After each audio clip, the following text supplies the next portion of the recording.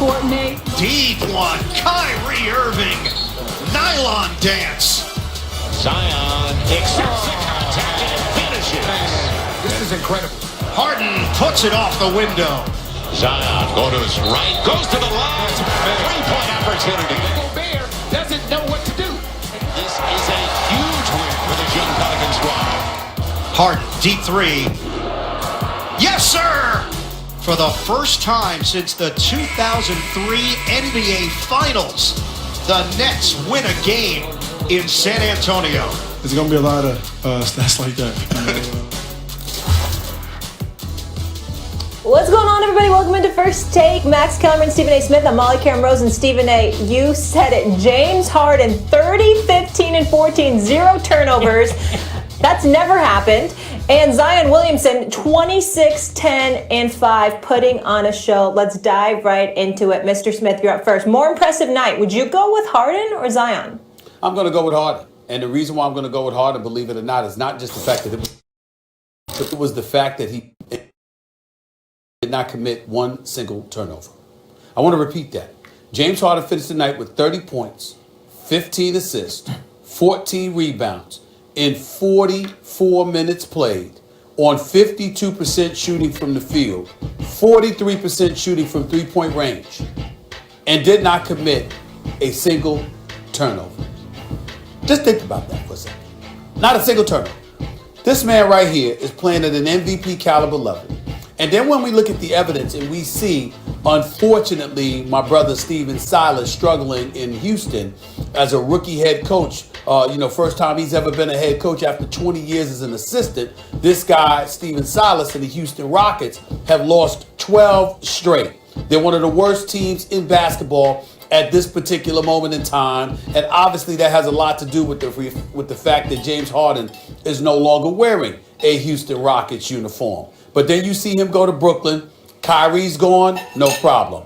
KD's gone, no problem. Still in all, James Harden, even though Kyrie played last night, shows up against the San Antonio Spurs team. They're still a playoff team. They're not a scrub team.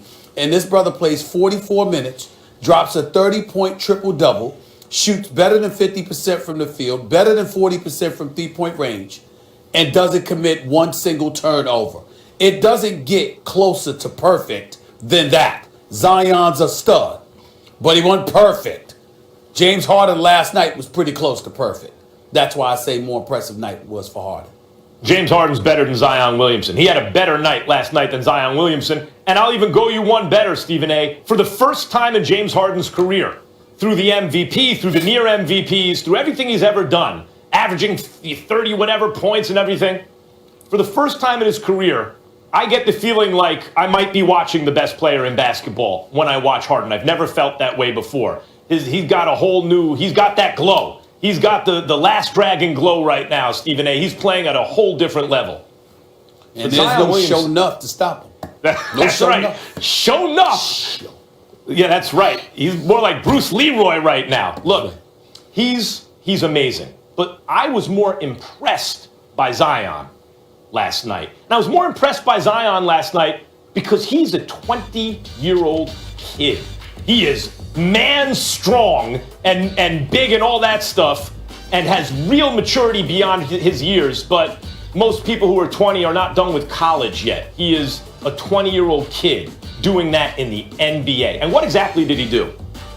Last night, against the best team in basketball this year so far, who's been crushing everybody, right? What happens? The Jazz are up. You're coming into the second half. They already got the lead. And now comes the avalanche. All the open shooters. It's over. And what I saw was a team led by Zion Williamson imposing their will on the Jazz. Not the Jazz or the Avalanche, but Zion Williamson is more physically the manifestation of an actual avalanche. And in this NBA, Stephen A., where it's hard to be like a kind of Shaq-like physical presence and just impose that, he did it to the Utah Jazz and led his team. And I gotta tip my cap to Stan Van Gundy because Zion Williamson is playing point forward. And so I just brought up the fact that he can muscle his way inside, but he is not only a willing passer, he has real court vision. And the fact that Van Gundy has given him the freedom to grab the rebound, run the floor, make a play, he's doing it. So for a 20-year-old kid built like Zion, right, to be able to do that in this modern NBA to the Utah Jazz is, to me, the most impressive thing I saw in the NBA last night, and that includes James Harden. Well, I understand where you're coming from because Zion Williamson had a big night. Obviously, it was against the Utah Jazz. And what I'm most impressed by watching him is his quickness. He's really quick. I mean, he's got that first step. He's got some speed, but he's also got some quickness, some acceleration.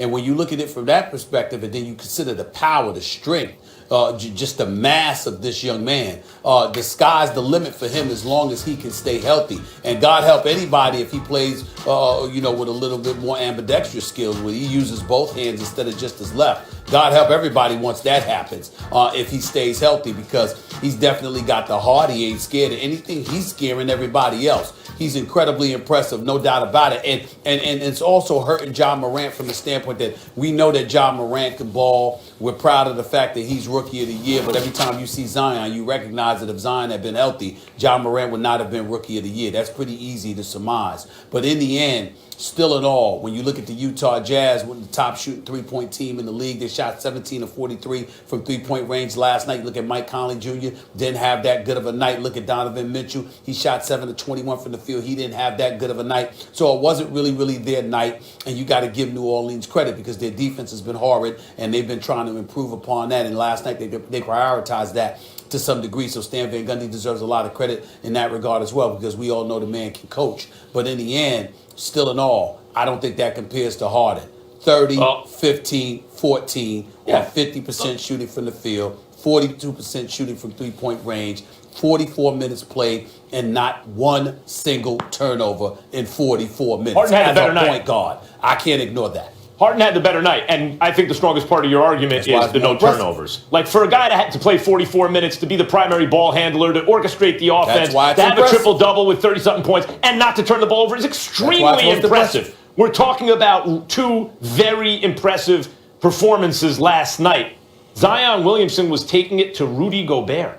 He was taking it to Rudy Gobert. There was nothing anyone could do. That's the number one guy you'd want probably in the league in the paint to try to stop him. There was no stopping him. You talk about Zion's quickness, and you could talk about him off the dribble, and he has better handles than given credit for, and he has enough wiggle in his game to be successful at this level as a wide body. What about his quickness to grab the board off his own misses? I'm trying to think. I think it's the quickest I've ever seen. In other words, a guy goes up in the paint, he puts the ball up, he doesn't get it to go. Zion gets back up off the floor faster than anyone I've ever seen and does it with crazy hops.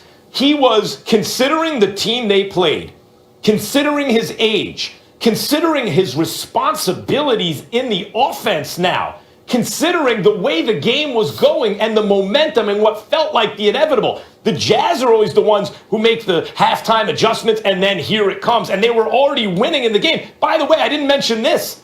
Considering this is a Zion Williamson-led team, and the Jazz did come back. Of course they eventually surged back, and the Pelicans held them off in a night of amazing performances, both by Zion and Harden. I was most impressed. Not arguing it was the best performance. I was most impressed by the 20-year-old, Zion Williamson. Last time I checked, when we asked what was more impressive, you're talking about what was the better performance, and you've already conceded that James Harden, which means you're just talking because you want to hear your voice. You want to hear your own voice. You already know I'm right. You already know I'm right. You know I'm right. Just more impressive. It's okay, Max. It's all right to just look at the camera and say, Stephen A., you're absolutely right. That's all you have to say. What's so impressive about Tom Brady in the Super Bowl? He's 43 years old. There's not hard things to do. You already said, Stephen A., you're absolutely right. Tom Brady getting just stop there. The point is, I'm pointing out age and circumstances. Why it impresses me. Record-breaking night. Oh, you got under my skin just then, Stephen A. Smith. Admit you're wrong. I'm right. All right, let's just move on. Guys, Harden